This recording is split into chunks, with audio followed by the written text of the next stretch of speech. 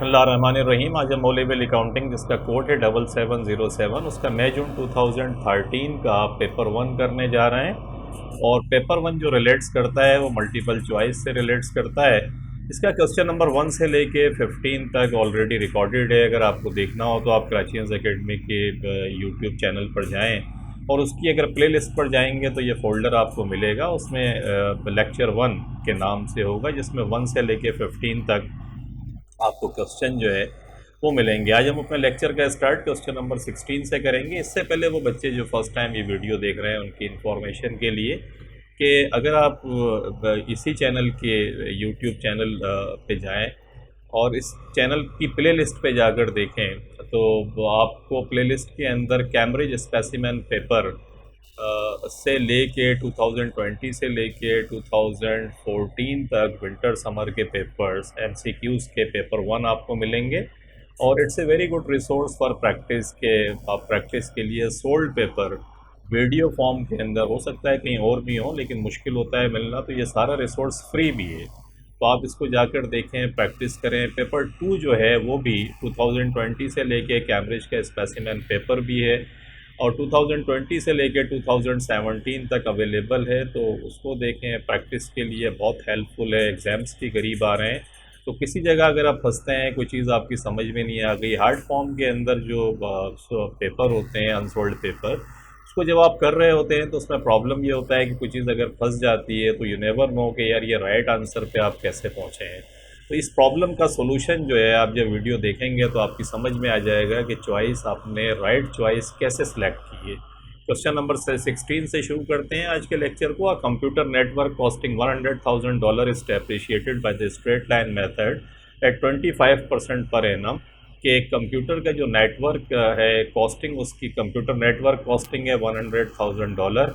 इस depreciated straight line method क्या होता है डेप्रिसिएशन का? स्ट्रेट लाइन मेथड के अंदर हर साल जो डेप्रिसिएशन है वो कांस्टेंट रहता है कि जो पहले साल डेप्रिसिएशन है वही सेकंड ईयर होगा, क्योंकि इसका फार्मूला सेम होता है।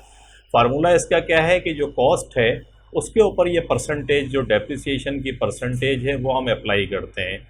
जैसे मिसाल के तौर पर ये 100,000 का कंप्यूटर नेटवर्क है और ये इसकी जो 100,000 का नेटवर्क है, इसका 25% डेप्रिसिएशन का रेट है। अगर मैं ये निकालता हूँ 100,000 का 25%, आई गेट $25,000। ये $25,000 जो है ये डेप्रिसिएशन एक्सपेंस है पर एनम। पर एनम का मकसद है कि हर साल का। अगर ये 3 साल के बाद वो कहता है कि what will be the net book value eight the end of the year 3। Book value क्या होती है? जब हम किसी एसेट में से, एसेट की कॉस्ट में से उसके प्रोविज़न फॉर डेप्रिसिएशन को, जितना हमने उसे इस्तेमाल कर दिया, अगर जब हम उसे माइनस करते हैं तो फिर बुक वैल्यू आती है। कि कॉस्ट में से जब प्रोविज़न फॉर डेप्रिसिएशन को माइनस करेंगे तो बुक वैल्यू आएगी। तो इसको करने का तरीका क्या है कि पर एनम, और क्योंकि ये स्ट्रेट लाइन मेथड है तो अगर मैं इस $25,000 को 3 से मल्टीप्लाई करूं, क्योंकि 3 साल के बाद की बात कर रहा है, तो $25,000 मल्टीप्लाइड बाई 3 वी गेट $75,000। ये इसका प्रोविज़न फॉर डेप्रिसिएशन है 3 साल का। और अगर कॉस्ट है इसकी 100,000, इसमें से अगर मैं प्रोविज़न फॉर डेप्रिसिएशन 75,000 निकाल दूँ तो मेरे पास बुक वैल्यू कितनी आएगी? बुक वैल्यू $25,000 आई। तो बुक वैल्यू $25,000 आप देखेंगे कि बी चॉइस के अंदर आपको दी हुई है, तो 16 के अंदर जो राइट चॉइस है आपकी वो बी है। कंसेप्ट बहुत सिंपल है। स्ट्रेट लाइन मेथड का अगर आपको पता है कि उसके ज़रिए जो डेप्रिसिएशन कैलकुलेट होता है वो हर साल एक ही जैसा होता है। अब फार्मूला उसका है कॉस्ट में, कॉस्ट के ऊपर वो परसेंटेज लगाएं, आपने लगाई 100,000 का कंप्यूटर नेटवर्क था तो पर ईयर आपके पास $25,000 आ गए। 3 से आपने मल्टीप्लाई करा, क्योंकि उसने पूछा ये है कि eight the end of year 3 book value क्या होगी। तो 3 से मल्टीप्लाई करा, यू गेट $75,000। कॉस्ट थी उसकी 100,000 की, उसमें से $75,000 आपने माइनस किया तो you get $25,000। This is the book value, और जो बी चॉइस के अंदर है। 17 में आते हैं। Ernest prepared a trial balance. Ernest ने ट्रायल बैलेंस अपना तैयार किया। He omitted bad debts account $400। वो क्या करा, उसने गलती से बैड डेट्स अकाउंट्स जो था, बैड डेट्स को इरिकवरेबल डेट्स भी कहते हैं। अब क्योंकि ये प्रीवियस ईयर्स के पेपर हैं तो इसमें बैड डेट्स लिखा होता है। अब जो न्यू टर्म्स इस्तेमाल करते हैं वो इरिकवरेबल डेट्स की करते हैं, लेकिन कंसेप्ट क्योंकि सेम है तो $400 का बैड डेट्स जो है उसने ऑमिट कर दिया। ऑमिट करने का मकसद समझ रहे हैं क्या होता है? ऑमिट का मकसद है कि उसने रिकॉर्ड ही नहीं करा। बैड डेट्स की एंट्री क्या पास करते हैं? Bad debts means irrecoverable debts, और कस्टमर्स को क्रेडिट करते हैं। इसका मकसद है कि कस्टमर तो 400 से क्रेडिट कर दिया आपने बैड डेट्स के, इसको डेबिट साइड पे रिकॉर्ड करना भूल गए आप, तो ये ऑमिट कर दिया आपने। And he entered the balance of the insurance account, और इंश्योरेंस जो एक्सपेंस अकाउंट होता है उसका जो बैलेंस था एज $9,000 उसने रिकॉर्ड कर दिया इंस्टेड ऑफ $900। $900 एक्चुअल अमाउंट थी इंश्योरेंस की, लेकिन उसने इंश्योरेंस एक्सपेंस डेबिट करके बैंक को क्रेडिट करना था 900 से, उसने क्या करा, उसको $9,000 से रिकॉर्ड किया। इसका मकसद है कि इंश्योरेंस की साइड जो डेबिट होती है उस पर उसकी प्रॉब्लम, उसने मिस्टेक करी, और मिस्टेक क्या करी कि $9,000 रिकॉर्ड कर दिए इंस्टेड ऑफ $900, तो $8,100 से डेबिट साइड जो है वो ज़्यादा हो गई, क्योंकि इंश्योरेंस जो है आपको पता है एक्सपेंस अकाउंट है, तो डेफिनेटली वो डेबिट होता है। तो क्रेडिट साइड आपने सही रिकॉर्ड करी। पूछता क्या है, what was the balance of the suspense account? Suspense account का बैलेंस बताएं क्या होगा। सस्पेंस अकाउंट क्या होता है कि whenever the trial balance is not tied back, when the debits are not equal to the credit side, then there is the difference is adjusted through the suspense account। फिर suspense account लिख कर हम उसको balance को equal करते हैं। तो suspense accounts जो है उसका बैलेंस पूछ रहा है आपसे कितना होगा। अब इसके अंदर एक चीज़ हम थोड़ी देर के लिए समझ लेते हैं कि ये ट्रायल बैलेंस है, फर्ज करें ये इसकी डेबिट साइड है, ये क्रेडिट साइड, और अभी हम फर्ज कर लेते हैं बाकी सारी चीज़ें सही हुई हैं, यही मिस्टेक हुई है जो ये हमसे बात कर रहा है। तो हमने क्या करा, हमने ये करा कि $9,000 जो है वो लिख दिया 900 की बजाय। तो इसका मकसद है डेबिट साइड हमारी ज़्यादा हो गई, कितने से? 8,100 से। बैड डेट्स जो है हम रिकॉर्ड करना भूल गए। अच्छा, बैड डेट्स को तो हम रिकॉर्ड करना भूल गए, लेकिन क्रेडिट साइड के ऊपर जो कस्टमर है वो हमने 400 लिख दिया, क्योंकि ये तो कह रहा है ना बैड डेट्स को ऑमिट किया। पूरी एंट्री ऑमिट नहीं करी इसने, बल्कि क्या करा, बैड डेट्स को डेबिट किया। मैंने एंट्री आपको बताई कि बैड डेट्स की एंट्री क्या होती है, रिकवरेबल डेट्स या बैड डेट्स को डेबिट करते हैं और कस्टमर को क्रेडिट करते हैं। तो कस्टमर तो अपनी जगह क्रेडिट है $400 से, और ये डेबिट साइड आपने ज़्यादा लिखी हुई है 8,100। डिफरेंस कितना आया? ठीक है, दोनों साइड्स इक्वल होनी चाहिए, ये दोनों साइड्स इक्वल नहीं है। सस्पेंस हम लिखेंगे, सस्पेंस कितना लिखेंगे बैलेंस करने के लिए? 8,100 minus $400, we get $7,700।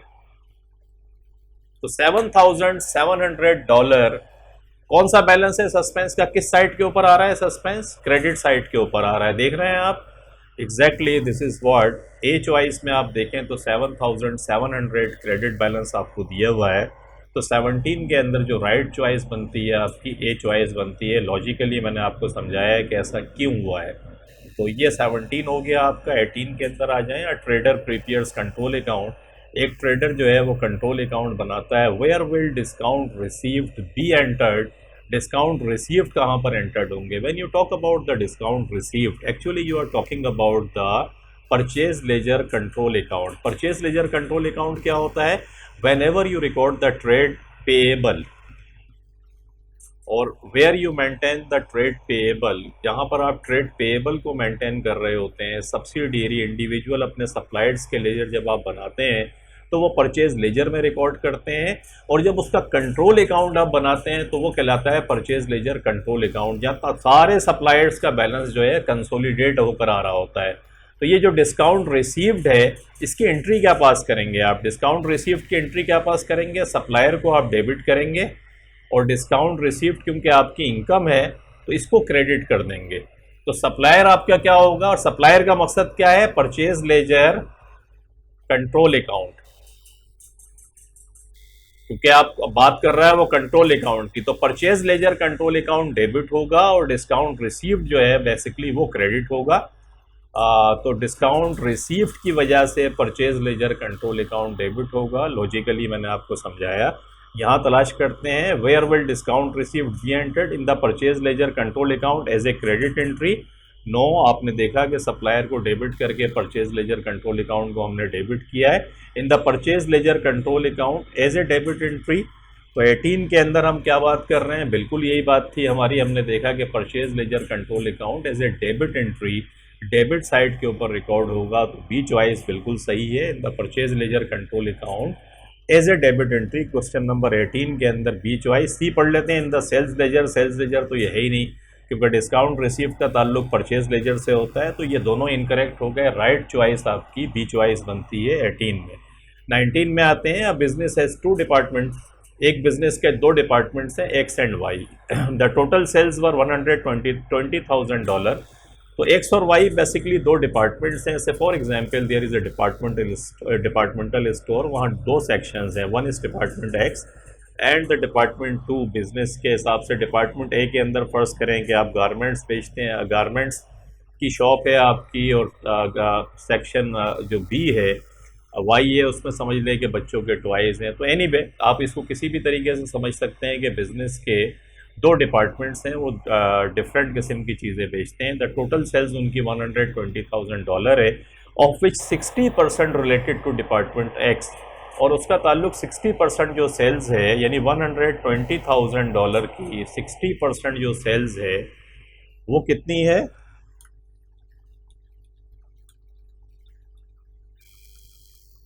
72,000। ये डिपार्टमेंट एक्स की है। तो वाई की कितनी होगी?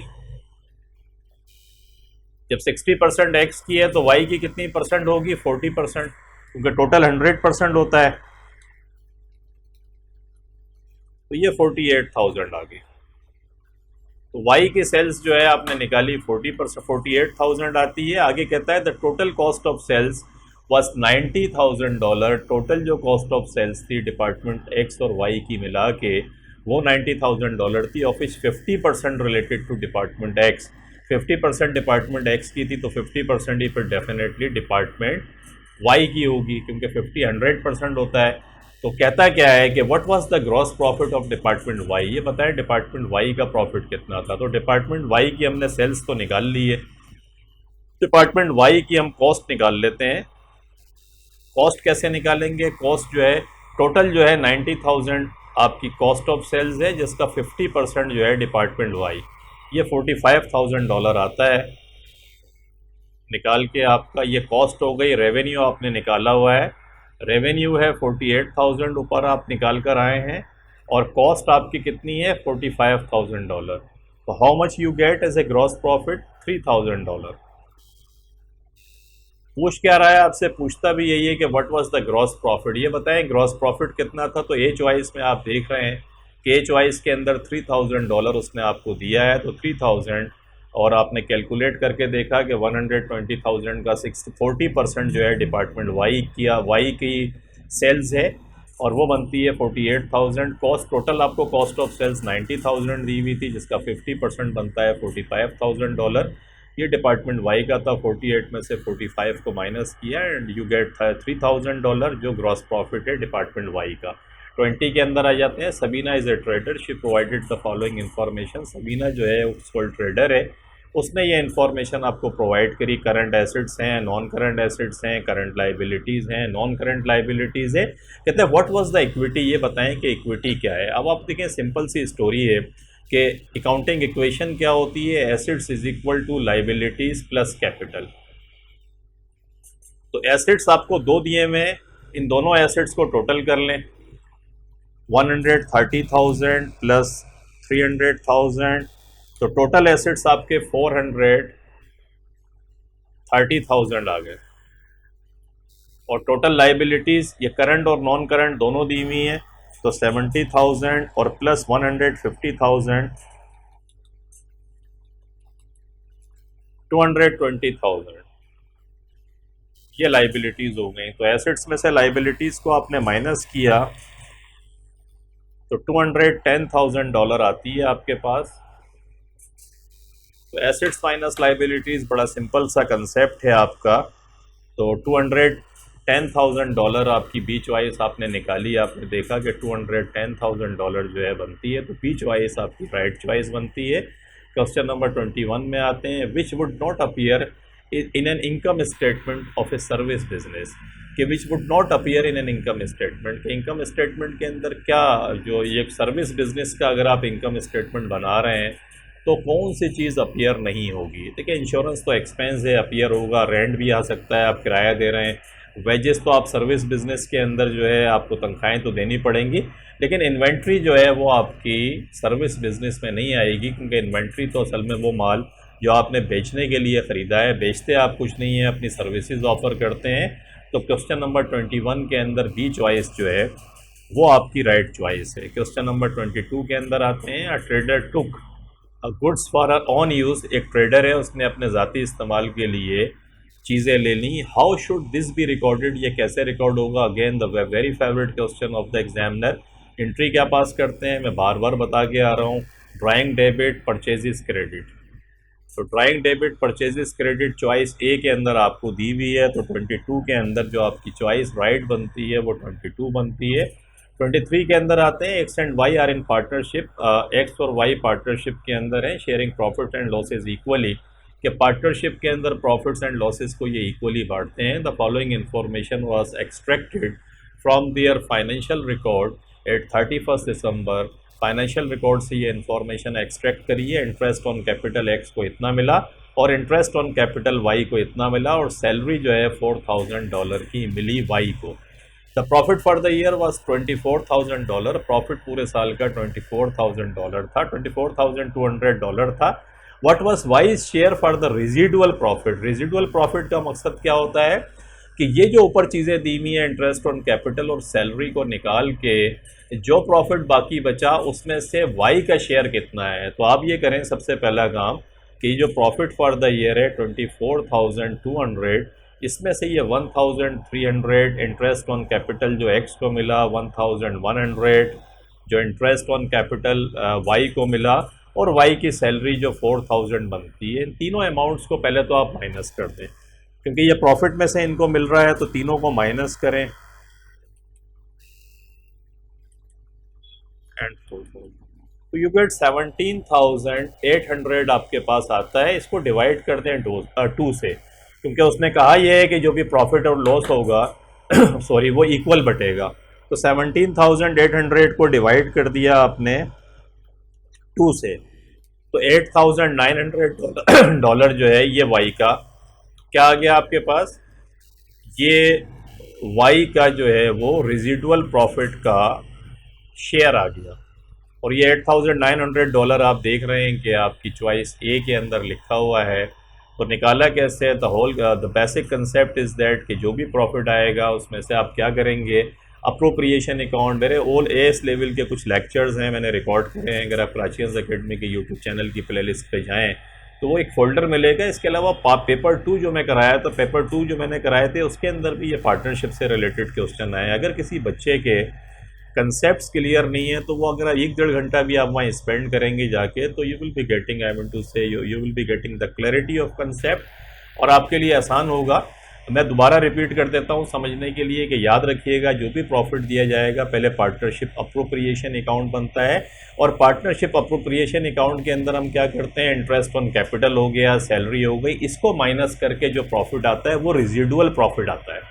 तो उस रेजिडुअल प्रॉफिट का जो शेयर है इसका 8,900 है। इसने पूछा भी आपसे यही था, तो डोंट गेट कंफ्यूज होने की ज़रूरत नहीं है। रेजिडुअल प्रॉफिट समझ लें कि जो भी अप्रोप्रिएशन अकाउंट में से इंटरेस्ट ऑन कैपिटल, सैलरी, इस किस्म की चीज़ें आएंगी, उसे माइनस करके जो प्रॉफिट आता है वो रेजिडुअल प्रॉफिट होता है। तो क्वेश्चन नंबर 23 के अंदर हम सेफली कह सकते हैं कि हमारी चॉइस ए राइट चॉइस है।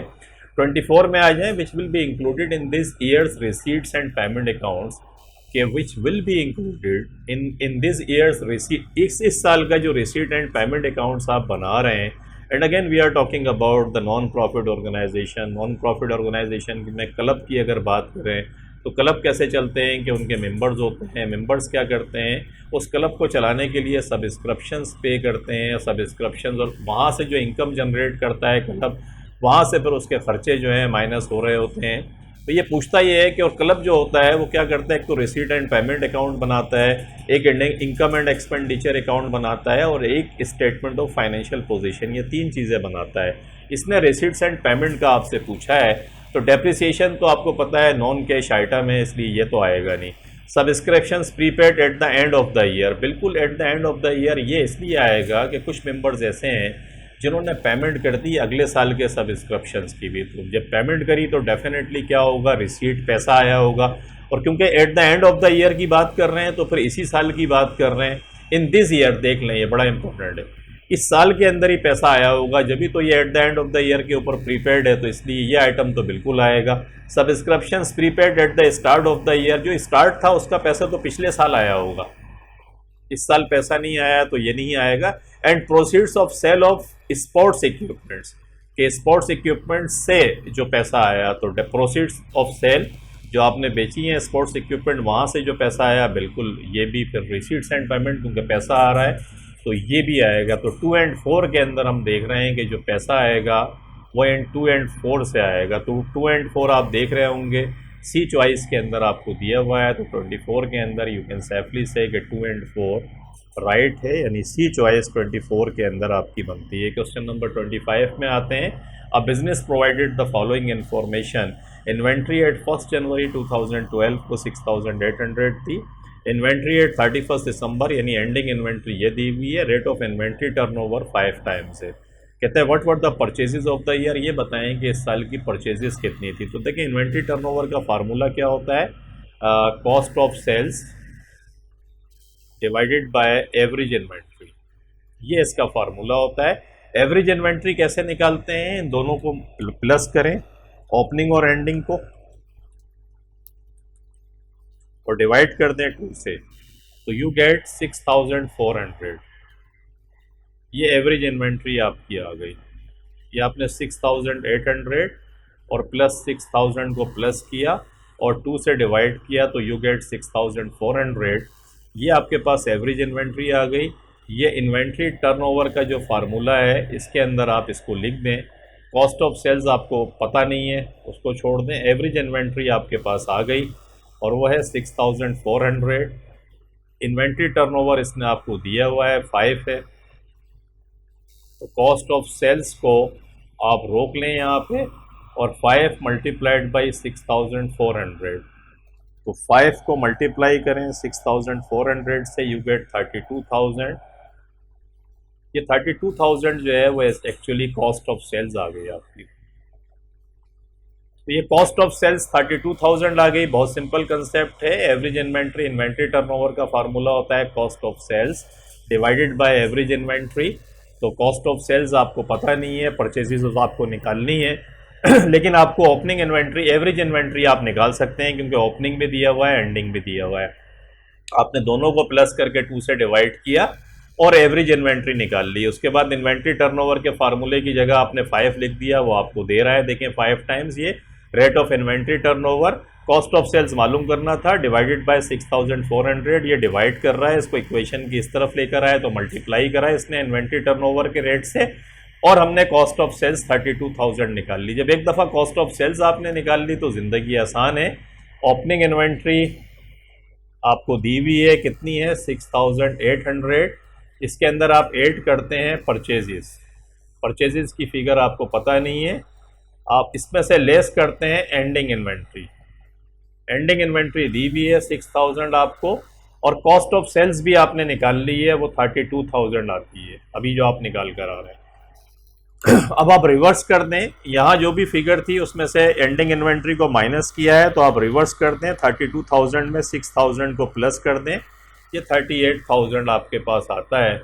38000 में से आप यहाँ जो ओपनिंग इन्वेंट्री में परचेजेस को ऐड किया होगा, तो 38000 में से आप ऐड कर दें 6800, तो आपके पास 31200 आ जाती है। ये परचेजेस है, देखें 6800 की ओपनिंग इन्वेंट्री, इसमें परचेजेस की फिगर आपने निकाली 31200, तो गुड्स अवेलेबल फॉर सेल्स आ गया 38000, उसमें से 6000 एंडिंग इन्वेंट्री माइनस करी तो 32000। तो रिवर्स वर्किंग करके आपने परचेजेस की फिगर निकाली जो 31200 आती है। तो 25 के अंदर यू कैन सेफली से कि बी चॉइस आपकी राइट चॉइस है। क्वेश्चन नंबर 26 में आते हैं। At the end of its first year of trading, at the end of its first year of trading, Sinola Limited transferred 10,000 to a journal reserve कि सिनोला limited ने 10,000 जो है वो जनरल रिजर्व को ट्रांसफ़र करे। In which of the company's financial statements will this be shown, कि कौन सा जो स्टेटमेंट है कहाँ पर इसको हम शो करेंगे। तो हम किस जगह के ऊपर शो करेंगे इसको देखते हैं। एक तो हम ये करेंगे, देखिए आप इसका कंसेप्ट आपको क्लियर होना चाहिए। कंसेप्ट ये है कि ये लिमिटेड कंपनी है, लिमिटेड लाइबिलिटी कंपनी। बिजनेस की नेचर के हिसाब से एक सोल प्रोप्राइटरशिप होता है, एक पार्टनरशिप होती है और एक लिमिटेड लाइबिलिटी कंपनी होती है। जो लिमिटेड लाइबिलिटी कंपनी होती है उसकी जो इनकम होती है उसको हम रिटेन अर्निंग कहते हैं। जितनी भी नेट प्रॉफिट होता है, लॉस है, वो जिस अकाउंट में ट्रांसफ़र करते हैं इनकम को, उसे रिटेन अर्निंग कहते हैं। इस रिटेन अर्निंग के अंदर रिटेन अर्निंग, जब ये प्रॉफिट इनकम स्टेटमेंट आप बना लेते हैं, जो भी प्रॉफिट एंड लॉस आता है, उसके बाद रिटेन अर्निंग में उसको ट्रांसफ़र कर देते हैं। रिटेन अर्निंग से फिर एक अप्रोप्रिएशन अकाउंट बनाते हैं, इसकी ये बात करता है। प्रॉफिट एंड लॉस अप्रोप्रिए, एक तो इनकम स्टेटमेंट इसने दिया हुआ है आपको सवाल में, एक profit and loss appropriation account है और एक बैलेंस शीट जिसको स्टेटमेंट ऑफ फाइनेंशियल पोजीशन अब कहते हैं, वो दिया हुआ है। तो रिटेन अर्निंग के अंदर जब पैसा आ जाता है, आपका जो भी इनकम होती है, यहाँ से आप जो कुछ भी फैसले कर रहे होते हैं, यहाँ से आप क्या फैसले करेंगे। जैसे रिटेन अर्निंग से आपने जर्नल रिजर्व के अंदर ट्रांसफ़र कर दिया, तो आप जर्नल रिजर्व में जब ट्रांसफ़र करेंगे तो क्या एंट्री पास करेंगे, रिटेन अर्निंग को डेबिट करेंगे और जर्नल रिजर्व को आप क्या करेंगे, क्रेडिट करेंगे। डिविडेंड, अगर आप कोई प्रॉफिट दे रहे हैं अपने शेयर होल्डर को तो क्या एंट्री पास करेंगे, रिटेन अर्निंग को डेबिट करेंगे और डिविडेंड को डिविडेंड पेएबल को आप क्रेडिट कर देंगे। तो ये जो जर्नल रिजर्व में ट्रांसफ़र करना है, डिविडेंड की पेमेंट है, ये सारी की सारी चीज़ें कहाँ आती हैं, profit and loss appropriation account के अंदर आती हैं। तो अगर आप इस सवाल में देखें तो आपने डेफिनेटली अगर जर्नल रिजर्व को ट्रांसफ़र किया होगा, उसके बाद जर्नल रिजर्व क्या होता है, रिटेन अर्निंग हो गई जो आपके पास बची है, ये शेयर होल्डर्स इक्विटी फंड कहलाता है। तो जर्नल रिजर्व हो गया आपका, या रिटेन अर्निंग हो गई, ये सब स्टेटमेंट ऑफ फाइनेंशियल पोजीशन जो बैलेंस शीट है वहाँ भी आप शो करते हैं ले जाके इक्विटी के सेक्शन के अंदर। इसका मकसद है कि जो हम जर्नल रिजर्व जो हमने 10,000 ट्रांसफ़र किया है, ये दो जगहों के ऊपर शो होगा। एक profit and loss appropriation account के अंदर शो होगा और दूसरा balance sheet statement of financial position में शो होगा। तो आप देखें कि 1 के अंदर तो नो ऐसा नहीं है, प्रॉफिट एंड लॉस अप्रोप्रिएशन के अंदर भी शो होगा और balance sheet statement of financial position में भी शो होगा। तो राइट चॉइस आपकी बनती है बी इसके अंदर। लॉजिकली मैंने आपको ये समझाया है कि क्यों ऐसा होगा। तो ये बड़ा फेवरेट क्वेश्चन है एग्जामिनर का, अक्सर पूछता है, आप इसको भी जहन में रखें। और पास्ट प्रैक्टिस जितनी मैंने कराए हैं अगर आप देखेंगे जाके, तो जो public limited company, limited liability company से रिलेटेड जितनी चीज़ें हैं अगर आप प्रैक्टिस कर लें तो टेक माई वर्ड्स उनमें से ही कोई चीज़ इस दफ़ा रिपीट होगी। ये सारे अगर 6-7 साल के पेपर आप कर लेते हैं, एक दफ़ा गुजार लेते हैं, तो इन्हीं में से रिपीट होके इस साल का पेपर भी बनेगा 80-90%। ये गैस पेपर है एक तरीके से। आगे आ जाए, Satnam is a gardener and is paid on a time basis. के सेटनम जो है वो क्या है, गार्डनर है और and paid on a time basis. Time basis के ऊपर इसको पेमेंट दी जाती है। He works at different number of hours each day. हर दिन क्या करता है, वो डिफरेंट घंटे काम करता है। किसी दिन कुछ और घंटे करेगा, 6 घंटे कर लिए, किसी दिन 4 घंटे कर लिया। What should Satnam complete to enable his employer to calculate his weekly wages. वो क्या करेगा, क्या ऐसी चीज़ जो है वो बनाएगा कि जिससे उसका एम्प्लॉयर जो है उसकी वीकली वेजेस कैलकुलेट करे। तो डेफिनेटली टाइम शीट होगी। पे स्लिप तो ऑनर देगा इसको, जो एम्प्लॉयर है वो देगा। क्लॉक कार्ड के अंदर ये रिकॉर्डिंग कर रहा होगा और वेजेस शीट जो है वो तो फिर डेफिनेटली जो एम्प्लॉयर है वो बनाएगा और बनाने के बाद इसको देगा। ये क्या काम करेगा, ये जो टाइम शीट है ये उसको भरेगा रोज़ाना बैठ के कि भाई इतने घंटे मैंने ये काम करा, और ये टाइम शीट सबमिट करा देगा और उसके हिसाब से जो एम्प्लॉयर है वो इसकी वेजेस जो है वो कैलकुलेट कर लेगा। उसके बाद 28 में आते हैं। Business provided the following information for the year. Profit for the year 24,000 है। एक्सपेंसेस जो है वो $16,000 के हैं। Gross profit is a percentage of sales, percentage 20% दिया हुआ है। कहता है what were the sales for the year. ये बताएं कि सेल्स क्या है साल की। तो देखिए बड़ा आसान है, आप क्या करते हैं, ये सेल्स हो गया, इसमें से लेस करते हैं आप कॉस्ट ऑफ सेल्स, तो आपके पास ग्रॉस प्रॉफिट आ जाता है। ग्रॉस प्रॉफिट में से लेस करते हैं आप एक्सपेंसेस, तो आपके पास क्या आ जाता है, प्रॉफिट आ जाता है। अब ये जो मामला है वो क्या है कि gross profit as a sales of gross profit as a sales percentage उसने आपको दी हुई है, और वो सेल्स आपसे पूछता है कि पूरे साल की सेल्स क्या है। प्रॉफिट फॉर द ईयर उसने दिया हुआ है, अगर मैं यूँ करूँ कि 240,000 फर्ज कर लेते हैं, फर्ज क्या ये दिया हुआ है इसने, सॉरी 24,000 इसने दिया है। तो आप क्या करें, 24,000 ये इसने प्रॉफिट दे दिया आपको।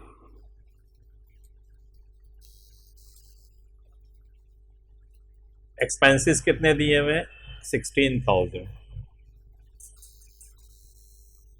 तो हुआ क्या है, हुआ ये है कि 24,000 ने यहाँ जो भी ग्रॉस प्रॉफिट है इसमें से आपने माइनस कराया ना, तो ये प्रॉफिट आया, तो इसको प्लस कर लें। 24,000 में प्लस कर लें 16,000 जो एक्सपेंसेस हैं, तो इसका मकसद है ग्रॉस प्रॉफिट आपका रिवर्स वर्किंग से 40,000 आता है। ये 40,000 जो है वो क्या है, ये ग्रॉस प्रॉफिट आ गया, और सेल्स वो आपसे मालूम कर रहा है। तो ग्रॉस प्रॉफिट जो है वो 20% है किसी फिगर का। ये जो ग्रॉस प्रॉफिट है 40,000, ये सेल्स का 20% है। अब हमें सेल्स की फिगर नहीं पता, तो हम क्या करेंगे, ये 40,000 को यहाँ लिखते हैं और 100 को ऊपर रखें और 20 को नीचे रख दें। तो देखिए 100% असल में सेल्स होगी, 20% उसका प्रॉफिट आया है। तो अगर मैं परसेंटेज को पलट दूं कि 100 को ऊपर रखूं और 20 को नीचे रखूं, ज़रब 100 डिवाइडेड बाय 20, तो आई गेट 200,000। ये सेल्स है। आप अगर इसका 20% निकालें तो देखिए वही 40,000 बनेगा जो भी आप निकाल कर आ रहे हैं। तो इसका मकसद है रिवर्स वर्किंग करके आपने ये फिगर निकाल ली। अब अगर आपको कॉस्ट ऑफ सेल्स भी नहीं दी हुई होती तो वो भी आप निकाल लेते, क्योंकि डेफिनेटली 160,000 होगी। तो 200,000 की सेल्स है, 160,000 के कॉस्ट ऑफ सेल्स है, ग्रॉस प्रॉफिट आपका जो है 40,000 आ गया।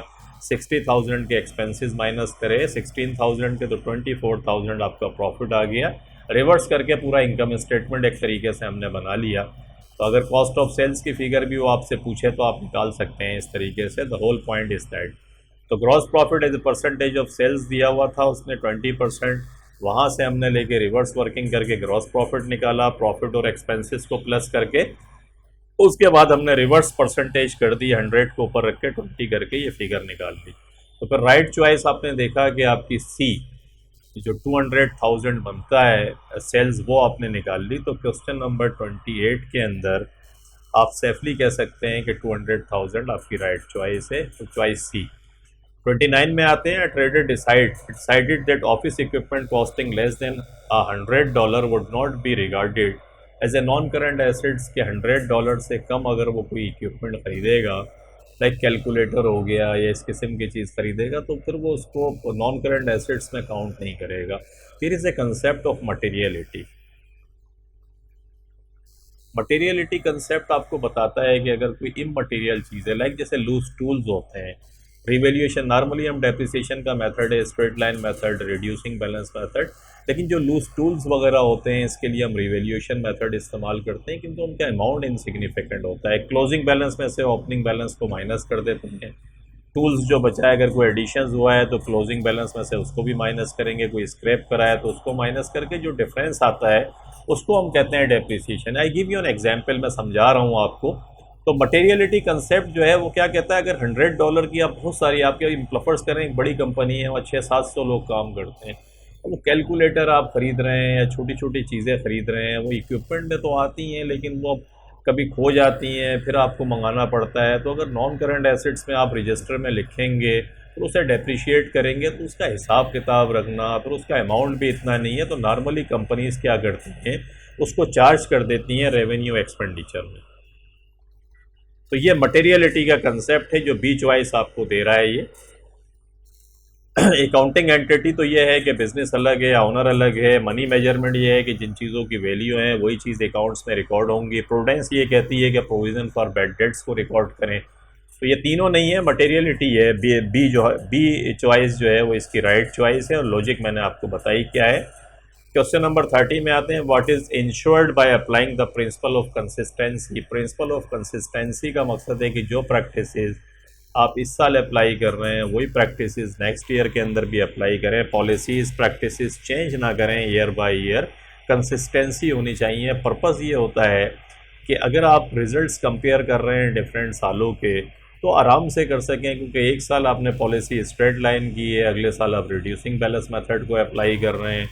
तो पहले साल आपने फैसला किया कि इनसिग्निफिकेंट अमाउंट को आप कैपिटल एक्सपेंडिचर में नहीं लेकर जाएंगे, अगले साल आप ले गए।